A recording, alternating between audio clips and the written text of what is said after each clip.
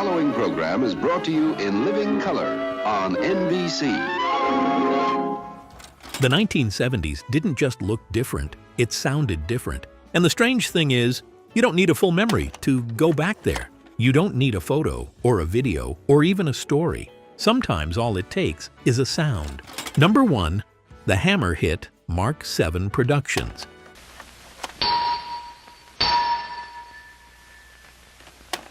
There was something about that sound that didn't just end a show, it ended the moment. That single, sharp clang at the end of Dragnet didn't fade out or ease you back into reality. It just stopped everything cold. No music, no softness, no warning, just metal hitting metal like a final statement. Even if you weren't paying attention before, you noticed that sound. It cut through the room in a way that felt almost serious, like something official had just concluded. And for a split second, the house felt quiet in a very specific way, like everyone had heard it at the same time. Number 2, the ding-ding at the gas station.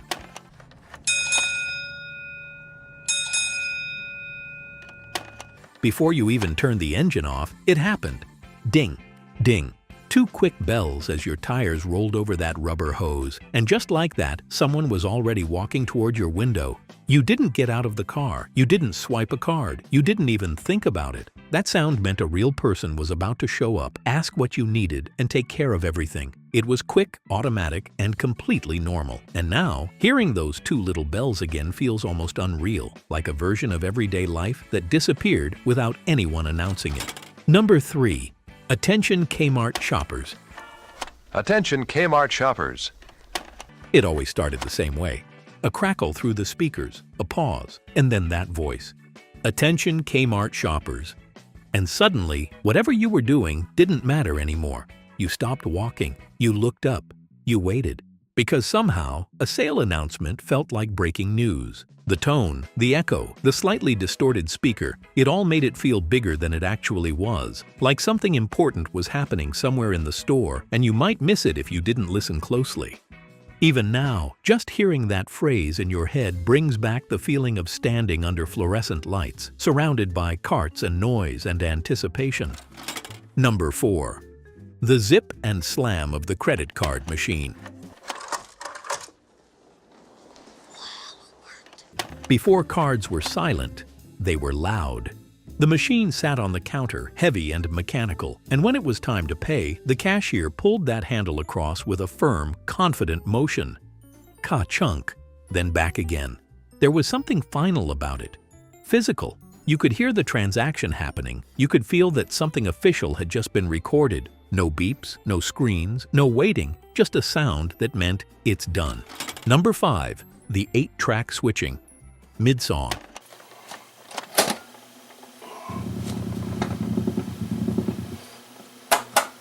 This one made no sense, and somehow everyone accepted it. You'd be in the middle of a song, completely into it, and then suddenly, thunk, hiss, click, and the music would just continue. No explanation, no apology, just a mechanical interruption like the machine needed to take a breath before letting the song go on. And nobody complained. That was just how music worked. Now it feels strange. Back then, it was part of the experience. Number 6. The fanfare before the holiday special.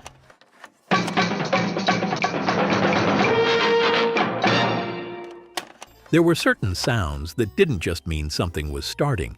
They meant everything was stopping. Those opening notes before a holiday special weren't background noise. They were a signal. Homework paused, conversations faded, even dinner could wait, because something important was about to come on. And it only happened a few times a year, which made it feel even bigger. You didn't miss it. You couldn't replay it. You were there, or you weren't. That sound carried anticipation in a way that's hard to explain now. Number 7. The commercial you still know by heart. Mr. Cow. Yes? How many licks does it take to get to the Tootsie Roll center of a Tootsie Pop? I don't know. I always end up biting. Not every commercial, just that one. The one you didn't even realize you had memorized until years later when it popped into your head out of nowhere.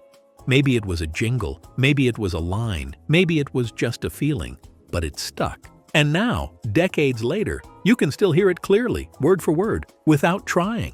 It's strange how something meant to sell you something ended up becoming part of your memory instead. If one of these sounds instantly took you back, even for a second, make sure you're subscribed here on YouTube and follow me on Facebook for more moments like this.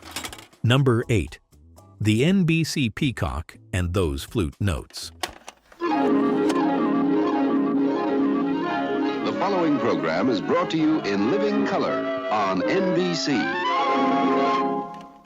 Before the show even began, there was a moment. Colors spread across the screen, slow and deliberate, and those soft ascending flute notes filled the room.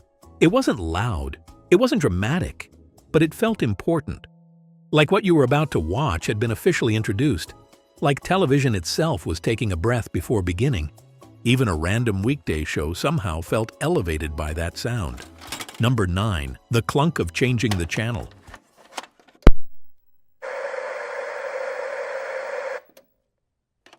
Changing the channel wasn't effortless. It was a decision. You walked up to the TV, grabbed the dial, and turned it with purpose. Clunk. The whole set responded. You felt it, heard it, and saw the screen shift as the signal locked into place. There was no scrolling, no previews, no endless options, just a handful of channels and a very physical commitment to switching between them.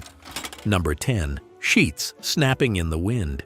It's easy to forget how distinct this sound was until you hear it again. That heavy cotton fabric pulling tight on a clothesline, snapping back with a firm rhythmic thwap as the wind moved through it. It wasn't loud, but it carried. You'd hear it from inside the house, from the yard, from somewhere down the street, and without thinking, you knew exactly what it was. Number 11. The washing machine losing control. Every house had this moment. It would start subtle, a slight imbalance, a quiet shift. Then suddenly, thud, thud, thud, louder, faster, more aggressive. Until someone, usually without even looking, knew exactly what was happening and rushed to stop it. That sound didn't need explaining, it meant action, and everyone recognized it instantly. Number 12. The first crackle of a vinyl record.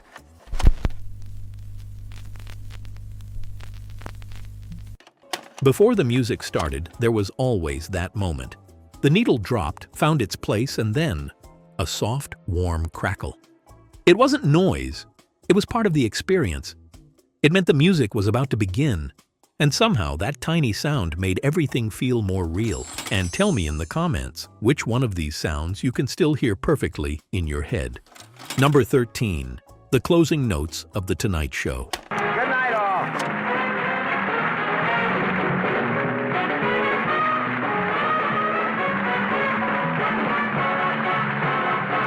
At the end of the night, there was one final sound. The band playing softly as the credits rolled, the volume slowly going down, the room getting quieter. It wasn't dramatic, it wasn't sudden, it just faded.